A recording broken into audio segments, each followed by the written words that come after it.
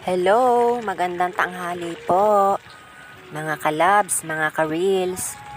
Ano po ba pananghalian nyo ngayon? Ito po ang iniluto ko. Nagprito po ako ng isdang maya-maya. At pagkaprito ko po, ginisa ko sa sibuyas, bawang at luya. Saka ko nilagyan ng curry powder at konting gata. Nilagyan ko ito ng paminta at magic sarap.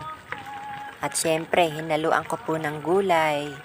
May gulay pa po kami ditong natitira, pechay, talong at carrots.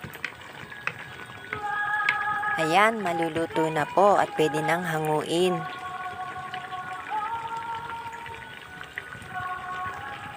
Tayo na pong kumain mga kalabs, mga ka-reels.